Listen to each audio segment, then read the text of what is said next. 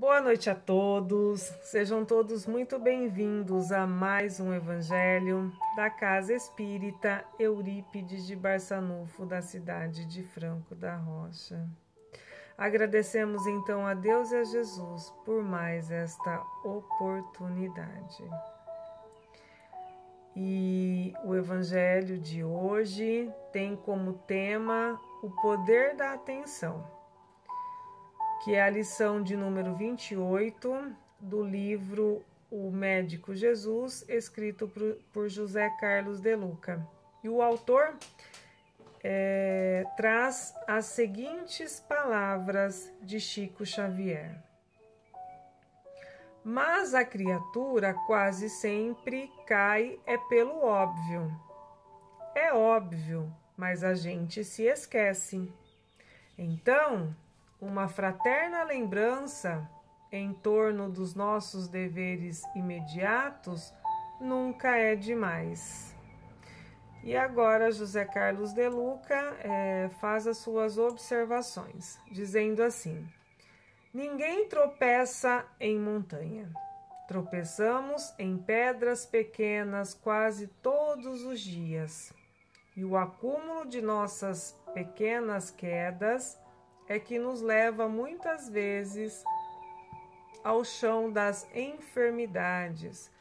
Quando ele fala sobre pedras, ele está se referindo às nossas dificuldades, né? Aquelas dificuldades que nós tropeçamos todos os dias nelas.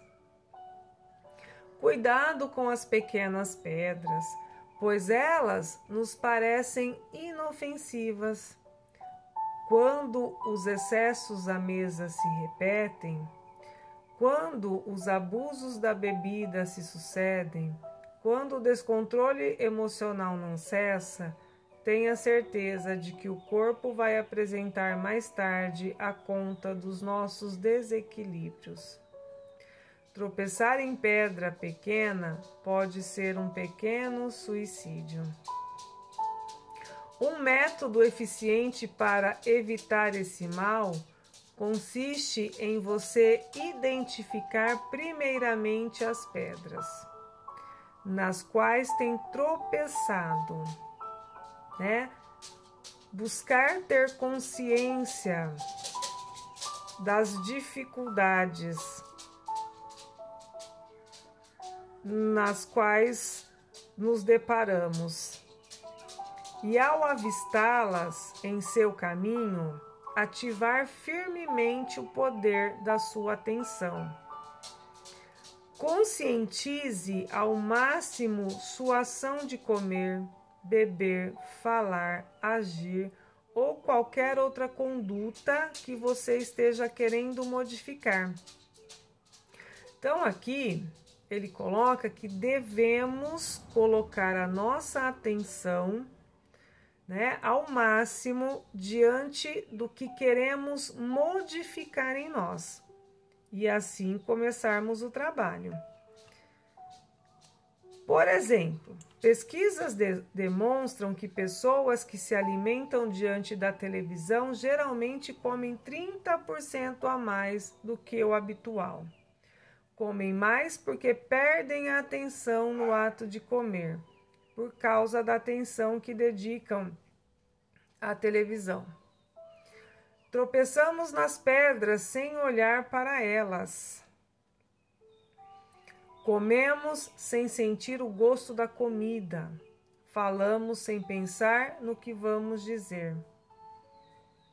Agimos sem pensar nas consequências. Estamos ao lado das pessoas e nem sempre estamos com elas. Quando colocamos nossa mente em alerta, as pedras vão naturalmente desaparecendo, como se colocássemos uma bola de sorvete perante o sol, que derreteria em poucos minutos. Por essa razão, o autoconhecimento é indicado pelos espíritos de luz como o caminho mais eficaz para melhorarmos nesta vida. Na questão 919 do Livro dos Espíritos, Kardec faz a seguinte pergunta ao Espírito de Verdade: qual o meio prático mais eficaz para se melhorar nessa vida e resistir aos arrastamentos do mal? Então vejamos, Kardec pergunta qual o meio prático e mais eficaz que devemos utilizar para nos melhorarmos nesta vida, resistindo ao mal que nos arrasta. E obtém a seguinte resposta: um sábio da antiguidade vos disse: conhece a ti mesmo. Então a única maneira, a maneira mais eficaz e mais prática de nos melhorarmos é conhecendo a nós mesmos. E José Carlos de Luca continua: quanto mais nos observarmos, sem nenhum propósito de autocondenação, mas sim na busca pelo autoconhecimento, mais lucidez teremos sobre o nosso comportamento, mais cientes estaremos sobre onde se encontram as pedras nas quais tropeçamos. E assim poderemos evitá-las naturalmente, sem nenhuma tensão. Então é preciso ter consciência das pedras que estamos tropeçando, para que possamos evitá-las. Caso contrário, iremos continuar a repetir os mesmos tropeços. E ainda na questão 919, Kardec pergunta: concebemos toda a sabedoria desse ensinamento, mas a dificuldade está precisamente em conhecer a si mesmo. Qual o meio de conseguir isso? Então Kardec, diante da resposta do Espírito de Verdade, ele diz assim: sim, conhecemos, este ensinamento do conhece a ti mesmo, mas como? Qual meio para conseguir isso? E provavelmente muitos de nós, que estamos ouvindo este evangelho ao longo do decorrer das palavras do autor do livro, provavelmente fizemos também essa pergunta, como granjear o autoconhecimento? Como fazer isso? E quem responde a Kardec é Santo Agostinho. E ele recomenda que façamos o mesmo que ele fez quando estava na Terra. Ele conta que no fim do dia interrogava sua consciência. Ele passava em revista o que havia feito e se perguntava se não havia faltado com o dever, se alguém teria queixa dele. Ele diz que foi assim que adquiriu o autoconhecimento e nos orienta com as seguintes palavras: aquele que a cada noite se lembrasse de todas as suas ações do dia e se perguntasse o que fez de bom e de mal, orando a Deus e ao seu anjo de guarda para esclarecê-lo, adquiriria uma grande força para se aperfeiçoar. Porque acreditar em mim, Deus o assistiria. E dando continuidade às palavras de José Carlos de Luca, Jesus viveu com extrema atenção sobre as próprias atitudes e situações que experimentava. Chorou quando era preciso, comeu quando tinha fome e jejuou quando era preciso fortalecer seu espírito. Festejou quando o momento era de festa. Falou com doçura quando estava diante dos pecadores. Mas não deixou de ser enérgico com os fariseus e hipócritas. Por isso, o Mestre é o caminho, a verdade e a vida, para todos nós que vivemos a doença da desatenção. E que, a exemplo do Mestre, possamos nos esforçar para a busca do equilíbrio, pela busca de vencermos as nossas dificuldades, aquelas dificuldades que a gente vem tropeçando, para vivermos de maneira saudável. Chegou o momento das nossas vibrações. Vamos elevando os nossos pensamentos até o Divino Mestre e amorosamente vibremos. Luz, paz e saúde ao planeta e a toda a natureza que propicia a nossa passagem de aprendizado na Terra. Vibremos saúde aos enfermos do corpo e da alma.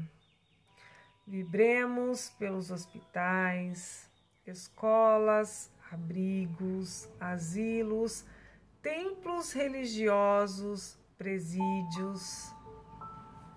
Vibremos pela união e reajuste familiar. Que o perdão, a compreensão, o diálogo, o amor seja o alicerce de cada lar. Vibremos pelos trabalhadores e por todos os nossos irmãos que encontram-se desempregados, desejando que encontrem um emprego para que possam levar o alimento para os seus lares com dignidade. Vibremos pelos nossos irmãos em condição de rua. Vibremos pelas crianças e jovens do planeta, para que sigam o caminho do Evangelho do Cristo. Vibremos pelos idosos. Vibremos por todos os governantes de todas as nações, desejando a todos que governem com equilíbrio e amor. Vibremos pela solidariedade e respeito entre as pessoas.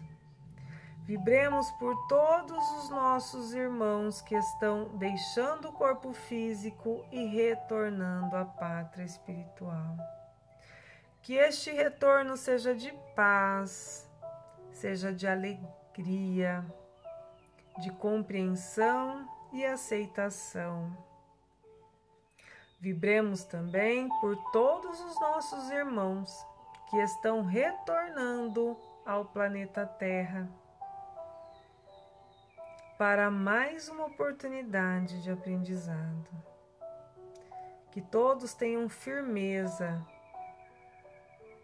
no propósito que foi firmado ainda no plano espiritual e que sejam vencedores de si mesmos. Vibremos por nossos familiares, amigos, colegas de trabalho, vizinhos. Vibremos reconciliação com os nossos desafetos, sejam eles encarnados ou desencarnados. Vibremos pelo nosso lar e com a permissão de Deus por nós mesmos, para que possamos despertar para as verdades espirituais e assim enchermos-nos de coragem e confiança, para fazermos as mudanças que são necessárias. Vibramos resignação e compreensão para aceitar o que não pode ser modificado. E com os nossos pensamentos entrelaçados na fé e no amor do Cristo, em uma só voz, vamos fazer a oração que ele nos ensinou e que as vibrações dessa oração possa chegar a todos os nossos irmãos que encontram-se desanimados e sem expectativa em relação à vida. Que as vibrações dessa oração, a oração que o Cristo nos ensinou, restaure a fé e a confiança de cada um deles. Que assim seja. Pai nosso que estais no céu, santificado seja o vosso nome. Venha a nós o vosso reino, seja feita a vossa vontade, assim na terra como no céu. O pão nosso de cada dia nos dai hoje, Senhor. Perdoai as nossas dívidas, assim como nós perdoamos aos nossos devedores. E não nos deixeis cair em tentação, mas livrai-nos de todo o mal, agora e sempre. Graças a Deus. Agradecemos também a Jesus, a Maria de Nazaré, aos nossos anjos de guarda e a toda a espiritualidade amiga que cuida de cada um de nós com muito amor, com muito zelo, nos intuindo com os melhores pensamentos, com pensamentos de progresso, para que possamos fazermos as melhores escolhas,